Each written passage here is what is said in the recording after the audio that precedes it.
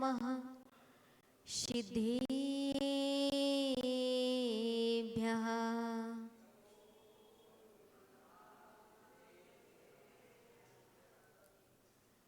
न पुष्पं न शस्त्रं न चास्त्राणि हस्ते न मौलिशीर्षे न मालापि कंठे न वा कुण्डलो कर्णिपाल्यो दधाना। नमो देवे देवाय पार्षाय नित्यं। नमो देवे देवाय पार्षाय नित्यं। नमो देवे देवाय पार्षाय नित्यं। नमो अरिहन्ताणं नमो सिद्धाणं नमो आयर्याणं नमो उवज्जायाणं नमो लोये सव्यसाहूणम्। जय बोलिए अनंतानंत सिद्ध परमेश्वरी भगवान ने की, 24 तीर्थंकर भगवान ने की, परम पूज्य आचार्य कुंद कुंद देव की, परम पूज्य निमित्त ज्ञानी आचार्य विमल सागर जी महामुनिराज जी की, परम पूज्य भारत गौरव गणाचार्य गुरुदेव आचार्य शिवराग सागर जी महामुनिराज जी की, परम पूज्य चर्यासुणी पट्टाचार्य श्री विशुद्ध सागर जी महामुनिराज जी की, अहिंसामय विश्व धर्म की। विप्लाचल पर्वत पर अंतिम तीर्थेश श्री वर्धमान स्वामी का शमोसरण और प्रभु के शमोसरण में मुख्य श्रोता के रूप में विराजमान राजाधिराज शैणिक महाराज ने भगवान से प्रश्न किया कि भगवान अनादि काल से हम इस संसार में भ्रमण कर रहे हैं, न जाने कितनी कितनी गतियों में अब तक हमने जन्म और मरण कर लिया, लेकिन आज तक हम इस संसार से पार नहीं हो पाए। बार बार हम सुख की खोज करते हैं, लेकिन अंततः हमारे लिए दुख की ही प्राप्ति होती है। आखिर सुख की प्राप्ति का उपाय क्या है? कैसे हम दुखों से मुक्त हो सकते हैं? कृपया मार्गदर्शन देने की कृपा करें। जिनेंद्र भगवान ने अपनी दिव्य देशना में कहा, भूश्रेणिक, संसार से पार होने का और दुखों से मुक्त होने का कोई उपाय है तो वह है सम्यक दर्शन। आज तक जितने जीव मोक्ष को प्राप्त हुए, उन्होंने कभी सम्यक्त को धारण किया था। बिना सम्यक्त के इस जीव का कभी भी निर्वाण नहीं हो सकता। इसका तात्पर्य कि हमारे लिए भी सम्यक्त को प्राप्त करना पड़ेगा। एक व्यक्ति विचार करता है कि हम दुखी हैं, परेशान हैं, रोज भगवान की भक्ति करते हैं, लेकिन भगवान की भक्ति भी निर्जरा नहीं करा पा रही। ध्यान रखें, भगवान की भक्ति तो क्षण क्षण असंख्यात असंख्यात गुणे कर्मों की निर्जरा में प्रबल निमित्त है। बस गलती हमारी इतनी है कि हम जैसी भक्ति करना चाहिए थी वैसी भक्ति नहीं करते।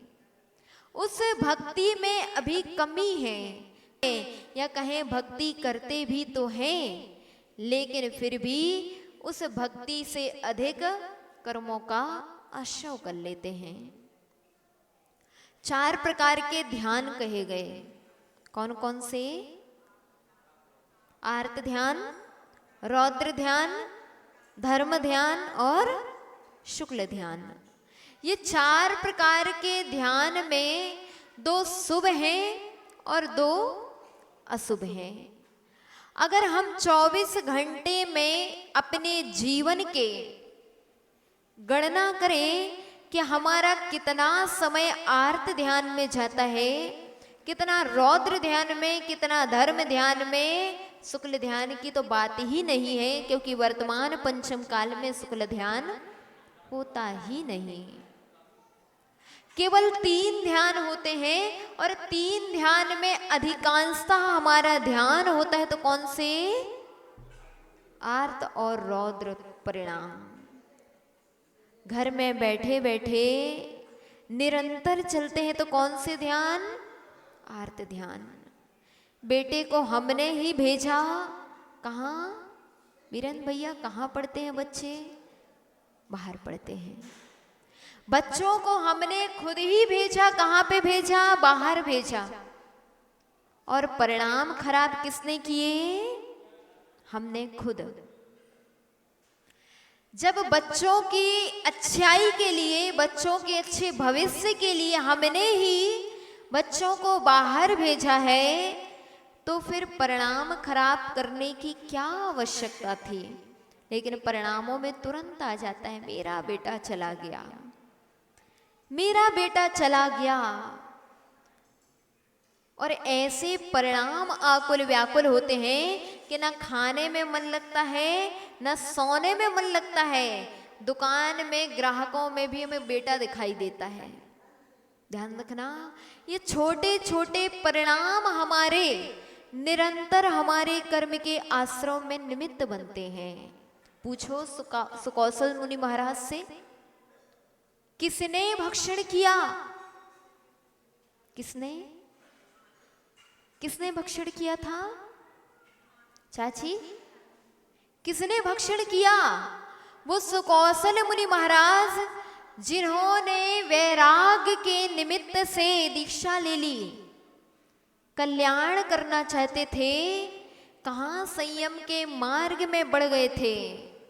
लेकिन उस संयम के मार्ग में भी बहुत सारी कठिनाइयां आती हैं। जब कर्म का उदय होता है, तब इस संयम मार्ग में भी शांति होती तो है, लेकिन शांति के निमित्त में भी अशांति आ जाती है। सुकौशल मुनि महाराज निरंतर धर्म ध्यान में तत्पर थे, लेकिन फिर भी पूर्व की मां क्या किया था उस जीव ने?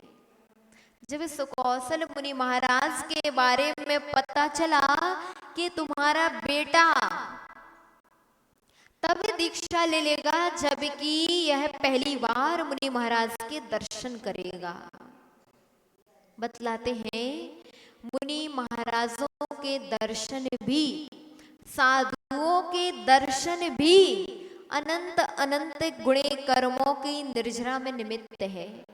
लोगों के मन में प्रश्न आ जाता है, जब ये स्वयं कर्मों से सहित हैं, तो ये हमें कर्मों से रहित कैसे करेंगे?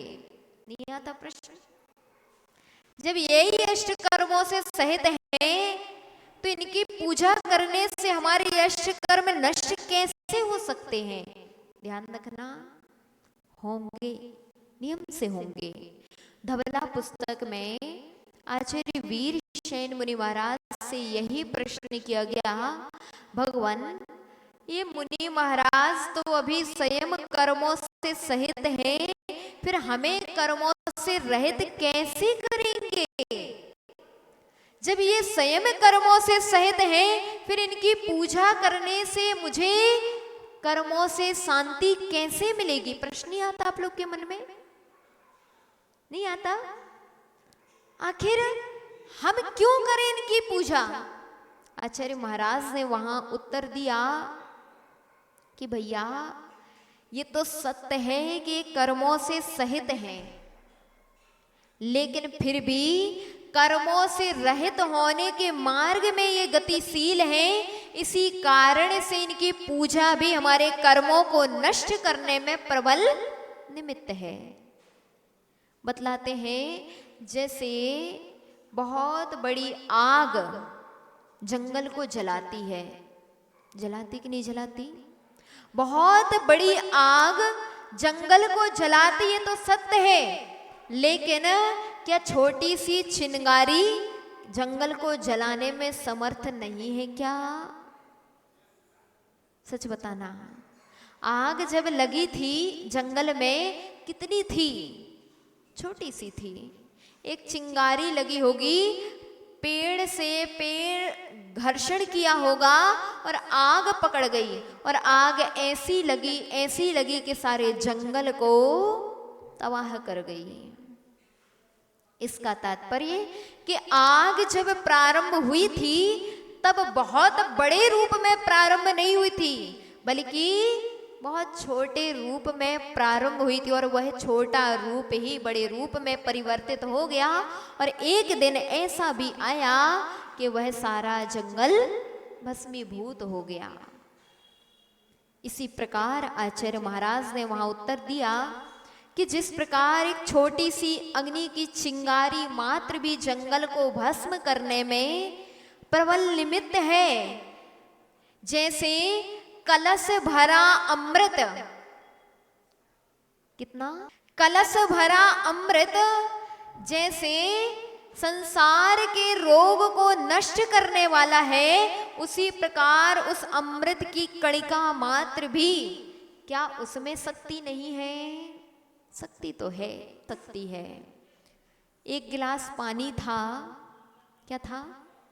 एक गिलास पानी, पानी में करंट है? पानी, अनुभव भैया, पानी में करंट नहीं है, लेकिन ये बताओ करंट आता कहां से है? करंट एक गिलास पानी में नहीं है, लेकिन जब भी करंट आएगा तो कैसे आएगा? पानी से ही आएगा। जब पानी ताड़ित हो करंट बनता है, और करंट जब बनता है तो जो पंखे चलते हैं, लाइट जलती है, चक्की चलती है, बड़े बड़े यंत्र भी उस लाइट से चलते हैं। पर एक गिलास पानी में भी करंट रहा होगा, लेकिन वह हमें मालूम नहीं चला। इसी प्रकार बतलाते हैं, चाहे आचार्य हो, चाहे उपाध्याय हो, चाहे साधु हो, चाहे कोई भी रत्नत्रयधारी हो, उनकी पूजा भक्ति करने से वैसे ही कर्मों का नाश होता है, जैसे अरिहंत परमेष्ठी के साक्षात पूजन करने में कर्मों का नाश होता है। ये साधुओं की भक्ति भी अनंत अनंत गुणे कर्मों के नष्ट करने में प्रबल निमित्त हुआ करती है। ऐसे ही वह मुनि मुद्रा धारण की थी सुकौशल मुनि महाराज ने। कहाँ क्षण क्षण कर्मों की नी, लेकिन पूर्व कर्म का उदय ऐसा आ गया कि मां ने ही भक्षण किया। किसने भक्षण किया? किसने? अनुराग भैया, किसने भक्षण किया? गलत। मां ने भक्षण नहीं किया था, बल्कि कर्मों ने भक्षण किया था। ये तो हम भूल जाते हैं। निमित्त नैमित्तिक सब, निमित्त भले ही कुछ हो, लेकिन नैमित्त स्वयं सुकौशल मुनि महाराज के कर्म थे। अगर कर्म नहीं होते तो कहाँ उन मुनि महाराज के लिए स्याली छोटे से परिणाम, छोटे छोटे से परिणाम। लोग कहते क्या होता छोटे से परिणाम अगर बिगड़ गए तो? ध्यान रखना, किंचित मात्र भी अगर परिणाम कलुषित हो रहे हैं तो भी हमारे कर्मों का आश्रय निरंतर चल रहा है, निरंतर। पूछो सुकौशल मुनि महाराज की मां से, पूर्व पर्याय में जब सुकौशल मुनि महाराज दीक्षा के लिए जा रहे थे, दीक्षा ले रहे थे, परिणाम विचित्र थे। मेरा बेटा जा रहा है, मेरे बेटे ने मुझे छोड़ दिया, मेरा बेटा चला गया। इतने ही तो आर्त परिणाम चल रहे थे। जैसे वीरेंद्र भाई साहब के परिणाम चलते हैं, जब बेटा कहाँ पढ़ने जा रहा था? कहाँ पढ़ता है? इंदौर, बम्बई, दिल्ली, बम्बई, अहमदाबाद में। जब बेटा अहमदाबाद में जा रहा था पढ़ने के लिए, वो चला गया और इनके परिणामों में आ रहा था बेटा चला गया, बेटा चला गया, अब बेटा कब मिलेगा, कब लौट के आएगा। छोटे छोटे से परिणाम चल रहे थे। ऐसे ही परिणाम सुकौशल मुनि महाराज की माँ के चल रहे थे। कब? जब बेटा दीक्षा लेने जा रहा था। इतने छोटे से परिणामों ने उनके लिए ऐसे कर्म का बंद करा दिया, ऐसे आद परिणामों से ऐसे कर्म का बंद हुआ कि मरे सो क्या हुआ, स्यालनी हो गई। कहाँ राज कन्या थी, कहाँ राज महिषी थी, और वही राज महिषी पट्टरानी थी। किसकी? कीर्तिधर मुनि महाराज की। वही कीर्तिधर मुनि महाराज की पट्टरानी क्या बन गई? शालिनी बन गई। कहाँ रानी और कहाँ, अंतर बहुत कम है रानी और शालिनी में, नहीं है? कितना अंतर है? ये उसमें भी नी है और इसमें भी नी है, लेकिन विचित्रता इतनी है कि कहाँ राजभोगों को भोग रही थी और एक कहाँ मुनि महाराज के शरीर को भोग रही थी। कितना अंतर था। इसलिए कहते भैया निरंतर अपने परिणामों को संभालना चाहिए। क्षण क्षण जो आर्त परिणाम चल जाते हैं, पत्नी मायके चली गई और पत्नी मायके चली गई, क्षण भर में परिणाम विकृत हो जाते हैं। क्या हुआ? अब वो जो आया है सो तो जाएगा, नियम से जाएगा। अब जब आने वाला जाएगा तो इतने परिणामों में आकुल व्याकुलता क्यों? लेकिन होता क्या है, कोई चला बस जाए, इतने इतने परिणाम खराब हो जाते हैं। ना मंदिर में मन लगता है, ना खाने में मन लगता है, ना सोने में मन लगता है, बस दिखाई क्या देता है, वो चला गया। ध्यान रखना, जैसे दूसरा जाता है चाहे एक स्थान से दूसरे स्थान में ही क्यों ना जाए, इसी प्रकार प्रत्येक जीव को एक स्थान से यानी एक पर्याय से दूसरी पर्याय में नियम से जाना है। लेकिन कभी विचार में नहीं आता कि हमें भी जाना है। कभी आता मन में? क्या नहीं आता। ये तो सोचते हैं वो चला गया, वो चला गया, वो चला गया, वो चला गया, लेकिन कभी विचारों में ये नहीं आता कि हमें भी जाना है। अरे भैया क्यों इतने विकल्प करते हो? जाना तो सबको है। ट्रेन में सब बैठे हैं, काय में बैठे हैं भैया? काय में बैठे हैं? ट्रेन में। जैसे यात्रा करने गए थे, उषा चाची कहाँ गए थे? यात्रा करने गए थे और यात्रा में ट्रेन में बैठे थे। पता तो था उतरना है, इतना तो पता था कि जब हम ट्रेन में चढ़े हैं तो उतरना भी हमको पड़ेगा, और नहीं उतरेंगे सो टीटी जबरदस्ती उतार देगा। इतना तो पता है, लेकिन इतना पता नहीं है कि संसार में हम आए हैं तो इस संसार से हमें जाना भी पड़ेगा। अगर हम छोड़े नहीं तो अपने आप छूट जाएगा। लेकिन क्या संसार में रह करके इतने रच जाते, इतने पच जाते कि संसार के उस 70-75 का तो ख्याल है, लेकिन 76 का ख्याल नहीं है। रहता क्या? कितनी उम्र है कोई पता नहीं है कि कितनी उम्र है, 75 है कि 65 है कि 55 ही है, कोई पता नहीं है। लेकिन फिर भी ख्याल किसका है? ये करना है, ये करना है, ये करना है, ये करना है। अरे उनके पास इतना है, मेरे पास इतना कम है। ध्यान रखना, ये छोटे छोटे परिणाम भी आपके आर्त और रौद्रमयी परिणाम चल रहे हैं, मेरे पास नहीं है। क्या चल रहा है? कौन सा ध्यान? कौन सा ध्यान? पीड़ा चिंतन ध्यान चल रहा है, मेरे पास नहीं है। क्या नहीं है? पैसा नहीं है। अरे भैया, धन नहीं है लेकिन धर्म तो है।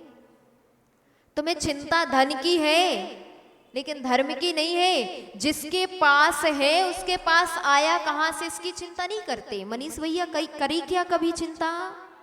जिसके पास है ये तो चिंता करते हैं कि उसके पास है, लेकिन उसके पास आया कहां से इसकी चिंता आज तक नहीं करी।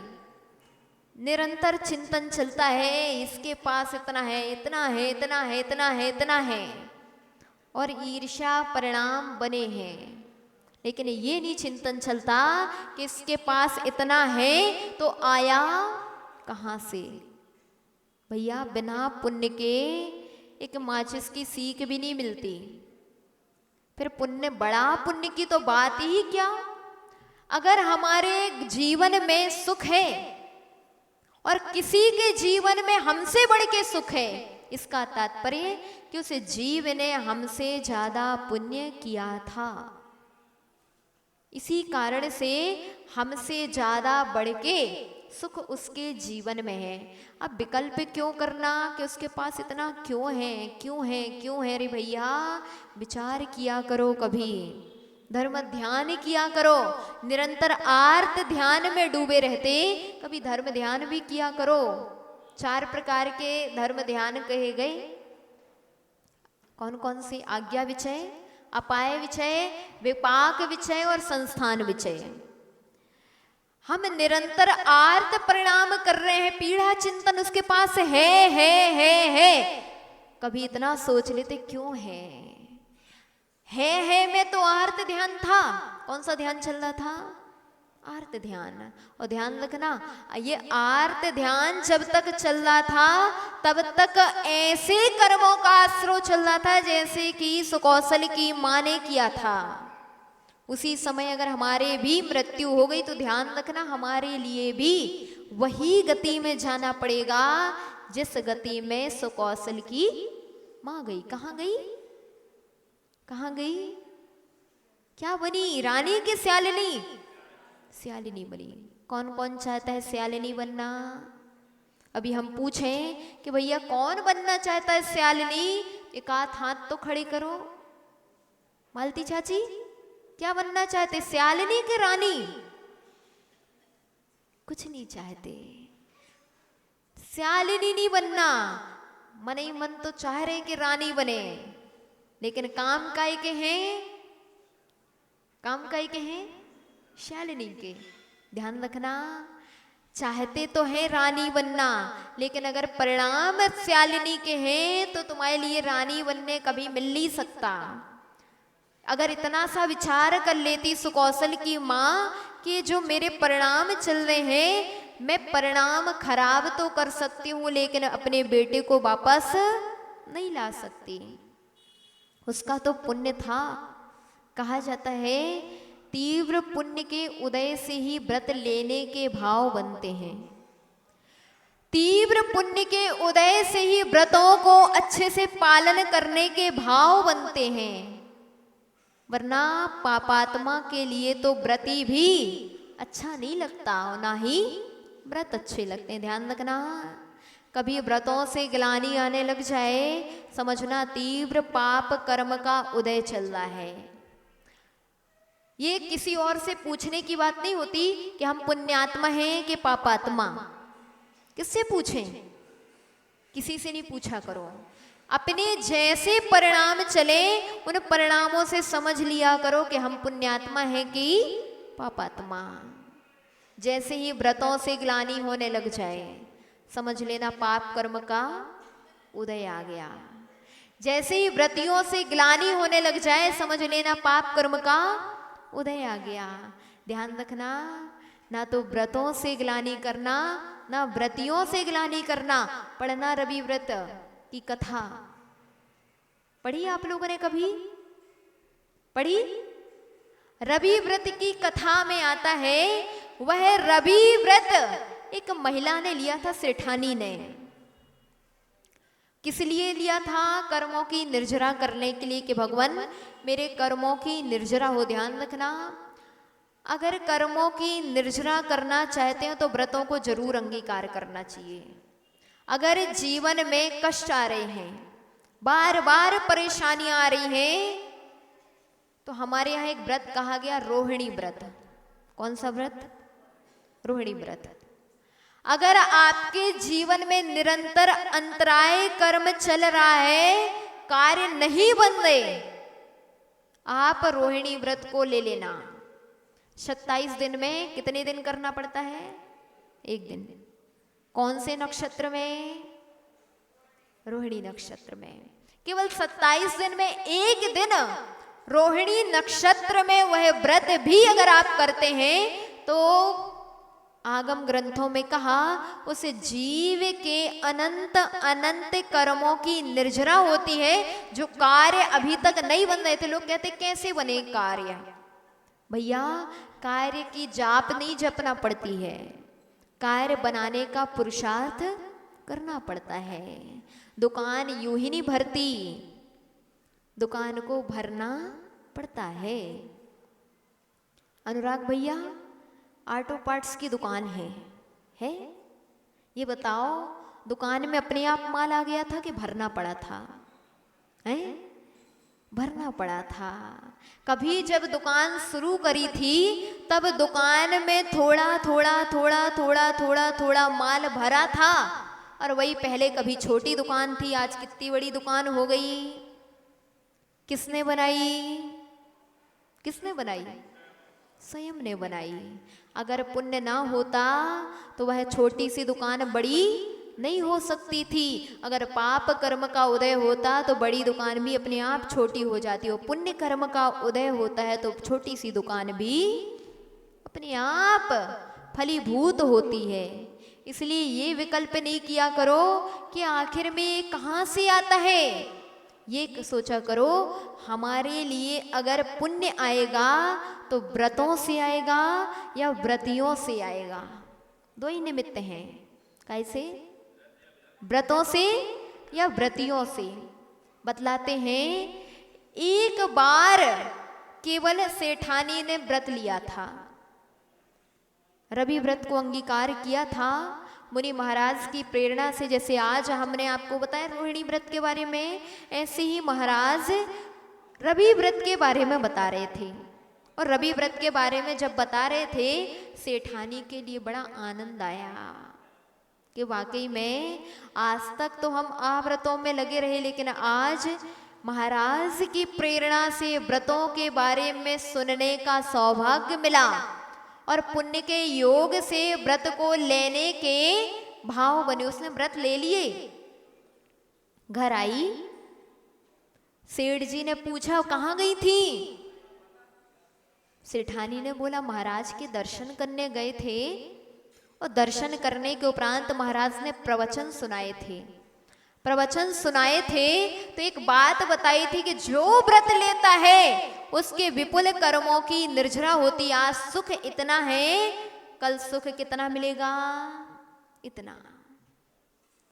उसने कहा अच्छी बात है, थोड़ी से कष्ट में अगर सुख ज्यादा मिलता है तो वो कष्ट भी अच्छा है। उसने व्रत ले लिया। सेठ एकदम गुस्सा हो गया, सुनकर, अरे तुमने व्रत लिया?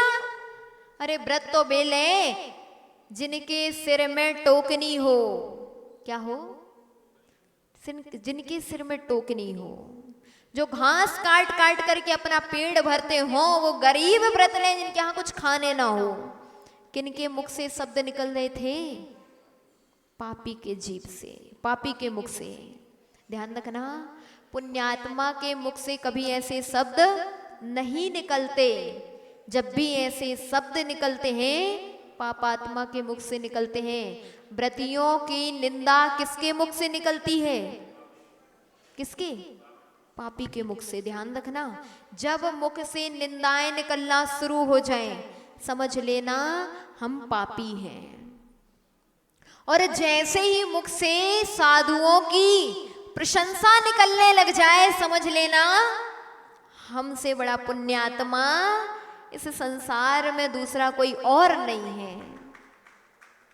क्योंकि परम पुण्य के उदय से ही गुण दिखाई देते हैं। आप लोग को गुण दिखाई देते कि नहीं? सच बताना है, गुण दिखाई देते कि नहीं देते? गुण दिखाई देता है कि गुण दिखाई देते हैं? आज रक्षाबंधन का शुरुआत हो गई आपके यहाँ? बोले माता जी तो अभी तो गुण ही दिखाई देता है, मीठा मीठा दिखाई देता है। त्योहार का मतलब मीठा। ध्यान रखना, हम वो गुण की बात नहीं कर रहे, हम तो गुण की बात कर रहे हैं। गुण और गुण में बहुत अंतर है। जैसे गुड़ किसको मीठा लगता है? किसको? अच्छे व्यक्ति को गुड़ मीठा लगता है। जिसके मुख में कड़वाहट है उसको गुड़ भी मीठा नहीं लगता। इसी प्रकार सम्यक दृष्टि को गुण मीठे लगते हैं। साधर्मियों के जब गुण देखता है आनंद से भर जाता है। अरे वाह महाराज इतने अच्छे हैं, कैसे मुख से निकला? जब तक अंदर में सम्यक तो ना हो तब तक ये मुख से निकल ही नहीं सकता कि महाराज अच्छे हैं। ऐसे ही वह मिथ्या ऋषि जीव था, उसके लिए तो ना तो व्रती अच्छे लग रहे थे ना व्रत अच्छे लग रहे थे। उस समय उसके मुख से शब्द निकल रहे थे कि क्या व्रत कौन ले जिनके सिर में गट्ठे भरे पड़े हों? व्रत कौन ले जिनके यहाँ खाने ना हो? ऐसा है क्या? है कभी ऐसा होता है क्या जिनके यहाँ खाने ना हो वो व्रत लेते हैं? ध्यान रखना, ऐसा बिल्कुल नहीं है। जिनके छोड़ने के भाव हो रहे हैं परम पुण्यात्मा जीव हैं। ऐसा मत सोचना कई लोगों के मन में आ गया खाने नहीं था इसलिए साधु बन जाते हैं। ध्यान रखना, जितने तीर्थंकर थे, तीर्थंकर के यहाँ क्या खाने नहीं था? हैं? ऐसा नहीं था। जितने महापुरुष होते हैं सब महावैभवशाली होते हैं। उस महावैभव को छोड़ करके वो दीक्षा लेते हैं। ऐसे ही जो अंदर से वैभव संपन्न होते हैं उनके ही भाव बनते हैं व्रतों को लेने के। आप लोग के अगर भाव ना बने, बनते कि नहीं बनते? बताना सही है। बनते हैं कि हम भी व्रत लें, हम भी व्रत उपवास करें, हम भी अणु व्रत लें, हम भी महाव्रत लें। इसका मतलब कि अंदर में वैभव भरा पड़ा है तब बाहर से परिणाम हो रहे हैं कि हम व्रत लें। वरना कई ऐसे भी जीव हैं उस सेठ की तरह। क्या हुआ, एक बार व्रत का अपमान किया था।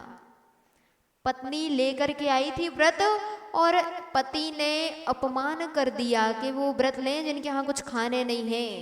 अभिमान से ये शब्द निकले थे और जैसे ही ये शब्द निकले वैसे ही ऐसे तीव्र पाप कर्म का आश्रय कर लिया कि पहले करोड़पति था, करोड़ों दीनारों का स्वामी था, कुछ समय लगा कि रोड़पति बन गया। समय नहीं लगता बदलते, कहाँ से कहाँ समय परिवर्तन हो जाता है। इसलिए कहते भैया कि अभिमान नहीं किया करो अच्छे दिनों में। क्यों आता है अभिमान? जब समय आ जाता है अपने आप को ऊंचा देखने का और दूसरों को नीचा देखने का। स्वयं अपने को ऊंचा देखते हैं और दुनिया को कैसा देखते हैं? नीचा देखते हैं। ध्यान रखना, सम्यक दृष्टि कभी अपने आप को उच्च और दूसरे को तुच्छ नहीं समझता, बल्कि सम्यक दृष्टि के अंदर तो परिणाम निरंतर होते हैं कि मैं तो स्वयं बहुत छोटा हूं, अभी मेरे पास है क्या? कितनी संपदा है वीरेंद्र भाई, कितनी संपदा? करोड़पति इतना ही है ना? करोड़ है, पूरी संपत्ति मिला के करोड़पति। ध्यान रखना, हमसे भी बढ़कर बहुत सारे हैं। इसलिए कभी अभिमान आने लग जाए कि हमारे पास इतना है तो कभी अपने से ऊपर वाले को देख लिया करो। अपने जीवन में अगर सरलता चाहिए, आप लोगों सहजता चाहिए, तो क्या किया करो? जब अभिमान आने लग जाए तब अपने से ऊपर वालों को देखो कि हम अगर करोड़पति हैं तो टाटा अंबानी जैसे भी संसार में भरे पड़े हैं। और कभी हीन भावना आने लग जाए, मेरे पास कुछ नहीं है, मेरे पास कुछ नहीं है, उनके पास इतना है, तो उनके पास इतना है ये मत देखा करो। क्या देखा करो? हमसे भी बहुत छोटे छोटे हैं, हमसे भी संपदा में बहुत कम हैं। हम लोगों ने तो ऐसे भी जीव देखे जिनके यहाँ 2 टाइम का खाना नसीब नहीं है। ऐसे भी जीव हैं। कभी जब अपने मन में हीन भावनाएं आने लग जाए कि मेरे पास कुछ नहीं है, तब ऐसा भी विचार किया करो भगवान की दया से हमारे पास इतना तो है कि 2 टाइम का भोजन निर्विकल्प रूप से खा रहे हैं। कई ऐसे भी हैं विचारों के लिए ना तो छत है न जमीन है, किराए में रह रहे हैं। कम से कम 4 कमरे का घर तो है। बहुत पुण्यात्मा हो। नवनीत भैया, कितने मंजिल को घर है? हैं? 5 मंजिल को। 5 मंजिल को, सोचो तो सही। और फिर भी टेंशन में रहते हैं। बंबई में जाके देखना, बंबई में जाके देखना, बेचारे वे एक कमरे में खाट के ऊपर कछु जन सो रहे हैं, खाट के नीचे कछु जन सो रहे हैं। ऐसे भी जीव संसार में हैं। फिर क्यों विकल्प करते हो? 5 मंजिल के मकान में भी चैन की नींद नहीं आती। काहे नहीं आती? बेचैनी इस बात की है कि 5 मंजिल का हमारा क्यों है और 7 मंजिल का पड़ोसी का क्यों है? अरे भैया, ना तो 5 रहने वाली है न 7 रहने वाली है। जब अंत आएगा तो इस संसार में हमारे लिए पंचभूत से बने थे और पंचभूत में मिल जाना है। कैसे बने थे? कैसे बने थे? पंचभूत से। शरीर कैसे बना? 4 वाक मत बोलता है आत्मा कैसे बनी? बोले पंचभूत से। ध्यान रखना, जैन मत कभी नहीं बोलता कि आत्मा पंचभूत से बनी। अभिषेक भैया, कैसे बनी आत्मा? आत्मा कुछ से नहीं बनी। आत्मा तो अनादि से है, अनंत काल तक रहेगी। शरीर पंचभूतों से बनता है। पृथ्वी, जल, अग्नि, वायु, वनस्पति, शरीर में सब है। पंच स्थावर शरीर में भरे पड़े हैं। लेकिन ध्यान रखना, पंचभूत शरीर के हैं, आत्मा के नहीं है। और जिस दिन हमें जाना पड़ेगा उस दिन इस शरीर को भी काय में मिलना है? काय में? मिट्टी में। सबको पता है ये तन मांझता क्यों, ये तन मिट्टी में मिल जाए। लेकिन फिर भी कितना अभिमान करते हैं, इतना अभिमान, जैसे कि रावण को था कि हम हैं सो कुछ नहीं है। ऐसे ही अभिमान वो सेठ को था। कितना पागल था व्यक्ति, सोच रहा था कि बेव्रत करें जिनके यहाँ खाने को नहीं है। विकता में ऐसे कर्म का उदय आया कि एक दिन ऐसा भी आ गया कि घर में खाने को, सेठानी ने बोला महाराज आज खाने नहीं है, सब खत्म हो गया। सेठ को पछतावा हुआ था कि मैंने ही व्रत का अपमान किया था। कब किया था? ध्यान रखना, जब सब कुछ हो उस समय में भी कभी भी इतना सा भी अभिमान नहीं। सब विभाव परिणतियां हैं। आलाप पद्धति में 21 प्रकार के भाव कहे। विभाव भाव, अशुद्ध भाव, ये सब क्या है? हमारा स्वभाव नहीं है, ये सब विभाव है। जब जब अभिमान आता है उस समय सोचा करो कि मेरा स्वभाव नहीं है। हम कहाँ पहुंच गए? विभाव में पहुंच गए। एक सामान्य पुद्गल अपना स्वभाव नहीं छोड़ता। छोड़ता है क्या? नहीं छोड़ता। कुत्ता पड़ा हुआ था रास्ते में मरा हुआ, क्या कर रहा था? मृदुला भाभी गंध आ रही थी कि सुगंध आ रही थी? हैं? नाक सिकुड़ गई थी, मुंह जल्दी ढक गया था। अरे सम्यक दृष्टि विचार करेगा, ना तो नाक ढकना है ना मुंह ढकना है। गंध किस में आ रही है? किसमें? पुद्गल में। पुद्गल का स्वभाव ही है स्पर्श रस गंध वर्णवंतः पुद्गलाः। आचार्य उमा स्वामी मुनि महाराज ने तत्वार्थ सूत्र में पुद्गल की परिभाषा लिखी और वहां लिखा जो स्पर्श रस गंध वर्ण से युक्त है वह पुद्गल है। कोई भी पुद्गल अपना स्वभाव नहीं छोड़ता। कोई भी पुद्गल, आम में चारों स्वभाव है। स्पर्श है कि नहीं, फ्रिज में रख दो सो ठंडा हो जाता है, बाहर रख दो सो गर्म हो जाता है। रस कच्चा रहा सो खट्टा खट्टा लगता है और पक गया सो मीठा लगता है। गंध खुशबू लेकर के सूंघ करके पता कर लेते हैं कि आम खट्टा है कि मीठा है, पता चल जाता कि नहीं पता चल जाता। वर्ण पीला है देख करके पता चल जाता है, हाँ पका हुआ है मीठा होगा, पता चल गया कि नहीं। पुद्गल का स्वभाव अपना है, वह कभी भी अपना स्वभाव नहीं छोड़ता। शरीर पड़ा हुआ था किसका, कुत्ते का। आपने क्या कह दिया, क्या बोला संदीप भाई, क्या बोलते हैं, कुत्ता पड़ा है। कुत्ता नहीं पड़ा था, कुत्ता तो चला गया। कौन पड़ा है अब, पुद्गल पड़ा है। बदबू किस में आ रही है, पुद्गल में आ रही है। सूंघ कौन रहा है, कौन सूंघ रहा है, पुद्गल सूंघ रहा है। ध्यान रखना, आत्मा का स्वभाव जानन देखन हारा है, सूंघन हारा नहीं है। नहीं तो कहने लगो सूंघ कौन रहा है, हम सूंघ रहे हैं, नहीं। सूंघ कौन रहा है, इंद्रियां सूंघ रही हैं। सूंघ कौन रहा है, पुद्गल सूंघ रहा है। आत्मा का स्वभाव तो इससे भिन्न। अरे भैया सम्यक दर्शन की बात चल रही है। सम्यक दर्शन है क्या, पुरुषार्थ सिद्धि उपाय में आचार्य अमृत चंद्र मुनि महाराज ने कहा कि कुत्ते के उस सड़े हुए कलेवर को देख करके भी नाक ना सिकुड़े, उसका नाम सम्यक दर्शन है।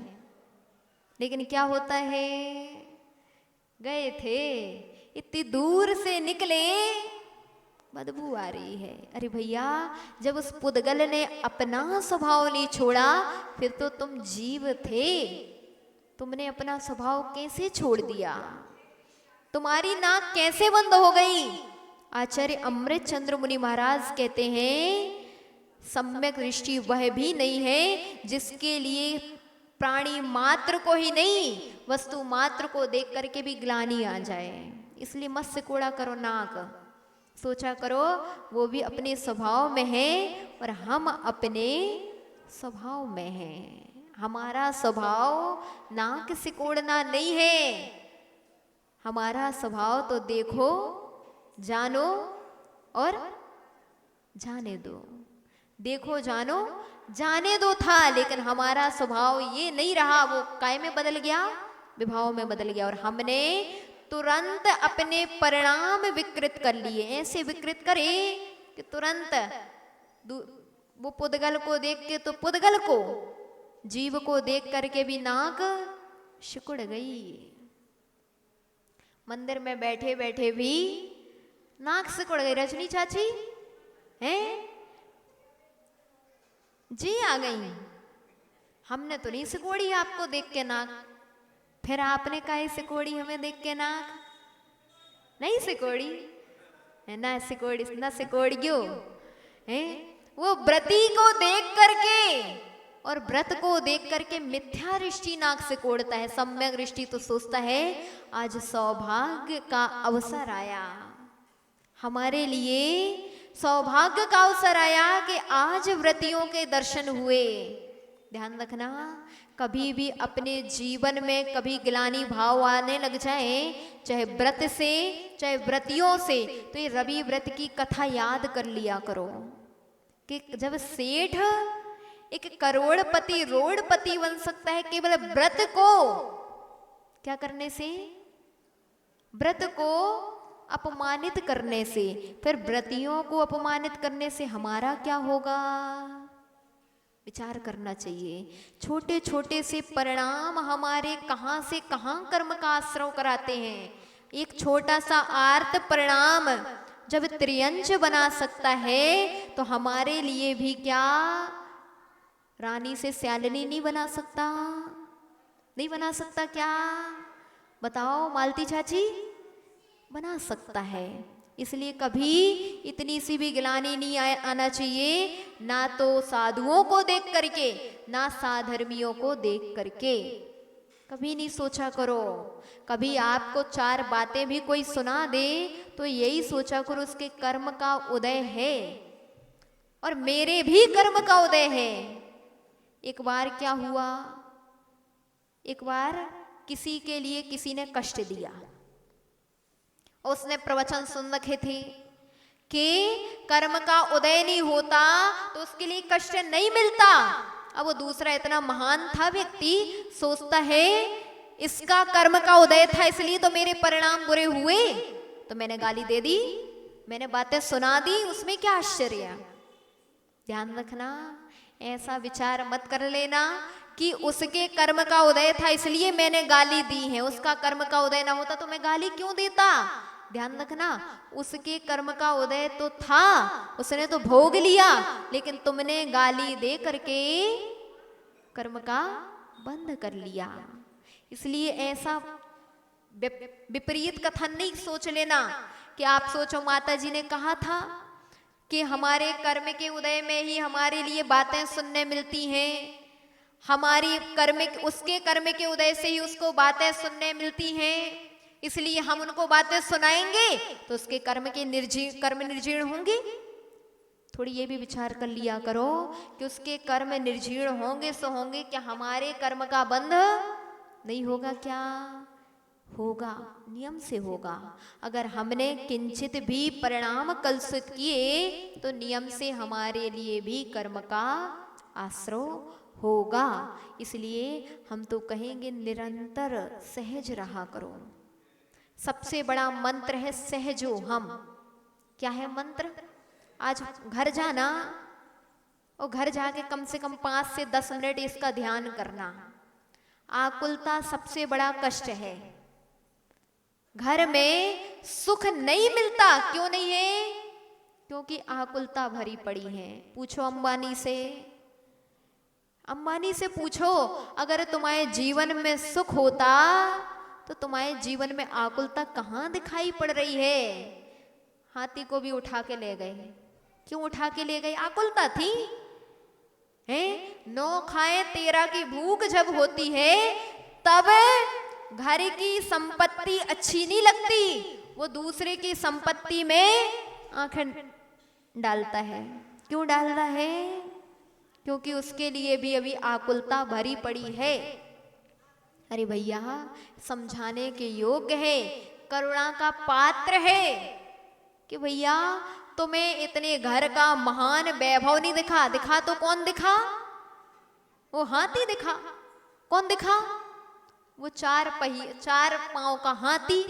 घर में ऐसे क्यों 4 पहिया थे, लेकिन क्या दिखा उसके लिए? 4 पहिए नहीं दिखे। कौन दिखा? 4 पांव का हाथी दिखा। वो अपने परिणाम कलुषित कर लिए केवल एक हाथी के कारण।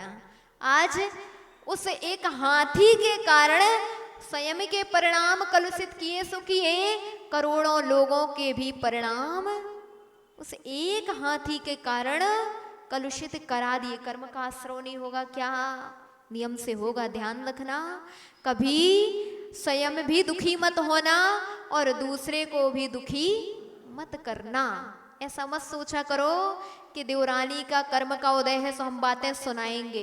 कभी ये भी विचार किया करो कि उसको बातें सुनने मिलेंगी सो मिलेंगी, हमारे लिए भी यह कर्म का आश्रय ऐसा होगा कि कल के दिन हमें भी ऐसी ही बातें सुनना पड़ेंगी। कोई कर्म छूटता नहीं है। कर्म बहुत बहुत न्यायशील है। आपके थाने तो अन्याय कर सकते हैं, सरकार अन्याय कर सकती है, लेकिन कर्म बहुत न्यायवंत है। थोड़ी सा भी कर्म किया है वह फल देगा। और नियम से फल देगा। इसलिए कहते भैया ये कभी नहीं सोचा करो कि उनका कर्म का ऐसा उदय है तो हमें ऐसा करना पड़ता है। कभी ये भी सोचा करो कि उनका कर्म का उदय है लेकिन हमें उनके साथ बुरा नहीं करना। वो अपने कर्म भोग रहे हैं लेकिन हम उनके निमित्त से अपने कर्म का आश्रय क्यों करें। समय आपका हो चुका है, पुनः कल अपन सुनेंगे आखिर में कर्मों की विचित्रता कैसे हमारे लिए नाचना चाहती है, कैसे थोड़ी थोड़ी से निमित्त में हमारे परिणामों को कलुषित करती है।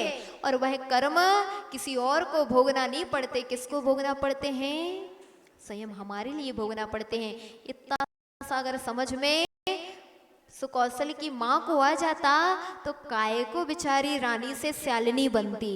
इसलिए हम कहेंगे भैया पुण्य है कि आज रानी बनी है। क्या बनी है, हैं? रानी बनी है। ऐसे कर्म मत करना कि आज रानी बनी कल क्या बनना पड़ जाए, क्या बनना पड़ जाए, शालिनी बन। भैया रानी नहीं, आप तो महारानी बनना। और महारानी का है 3 लोक के नाथ बनना, ये बन करके पुण्य का संचय करना। वरना आपने क्या कर लिया, डिवोशन कर लिया। फायदे में के घाटे में, अंचल भाभी? हर व्यक्ति सोचता है प्रमोशन हो, विचार करते हैं क्या होना चाहिए, प्रमोशन। कभी टीचर थे प्रिंसिपल बनना चाहिए, लेकिन टीचर से क्या बन गए, प्यून बन गए। फायदा में रहे कि घाटे में। इसीलिए भैया आज पुण्य के योग से जैन बने हैं, कल ऐसा दिन ना आए कि जैन बनना पड़े। कल ऐसा दिन आए कि जैन से जिनेंद्र बन जाएं। जब ले आदिनाथ